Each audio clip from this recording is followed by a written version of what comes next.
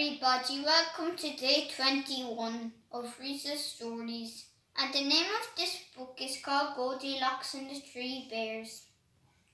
Once there was a beautiful little girl called Goldilocks, with gleaming gold hair, but although she looked like an angel, Goldilocks didn't behave like one. She was often naughty and didn't do as she was told. One day Goldilocks went out to play. "Stay close to home," her mother reminded her. "Don't go into the forest, or you will get lost." At first Goldilocks did as she was told, but then she started to get bored.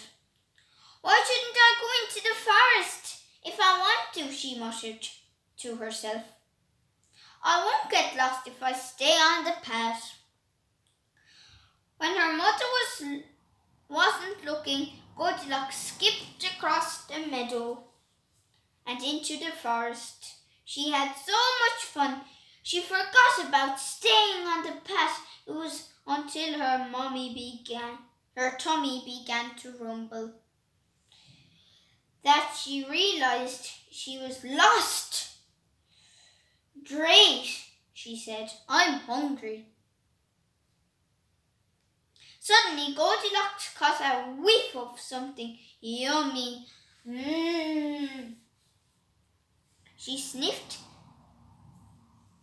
"That smells delicious." The smell led Goldilocks to the door of a small house. She knocked loudly. "Rat-a-tat-tat." "I don't see anyone," said Goldilocks, peeking in through the window.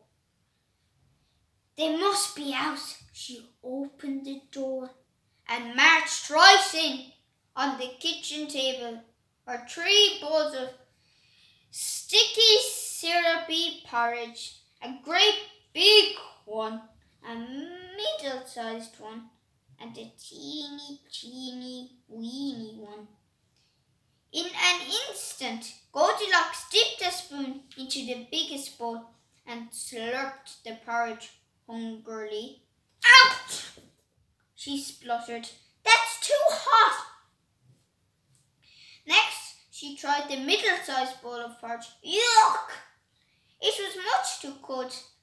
So Goldilocks dipped her spoon into the teeny-weeny bowl and tasted it. Yum!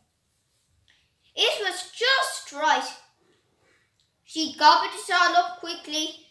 When she had finished licking the syrupy spoon, Goldilocks looked around the room. There were 3 comfy chairs by the fire. A great big one, a middle-sized one, and a tiny one. "Just the place for a nap," yawned Goldilocks sleepily. She flopped down onto the biggest chair. "Ouch!" she yelled, jumping up. "That's too hard." The middle-sized chair was even worse. It was much too soft. So Goldilocks tried the tiny chair. It was very small, but finally she managed to squeeze herself onto the seat. Suddenly there was a loud snap, then crash. Goldilocks fell to the floor in a heap of broken chair legs. Then Goldilocks saw a staircase in the corner of the room. At the top, she found a room with 3 beds in it, a great big one, a middle-sized one, and a tiny one. "I'll just lie down for a little while," Goldilocks decided. So she bounced onto the biggest bed. Oof! It was much too lumpy. Then she bounced onto the middle-sized bed. Flump! Too squashy. She giggled, rolling off. Goldilocks sat on the tiny bed and tried a little bounce. It was just right. So she lay down. Soon she was fast asleep. She didn't know the owners of the house were coming home. The owners of the house were a family of bears, a big daddy bear, a middle-sized mummy bear, and a tiny baby bear. As soon as they got home, the bear family went straight to the table to eat their breakfast. "Who's been eating my porridge?" growled Daddy Bear. "And who's been eating my porridge?" growled Mommy Bear. "At least you've got some left," cried Baby Bear. "Look! Mine's all gone, even the spoon is licked clean."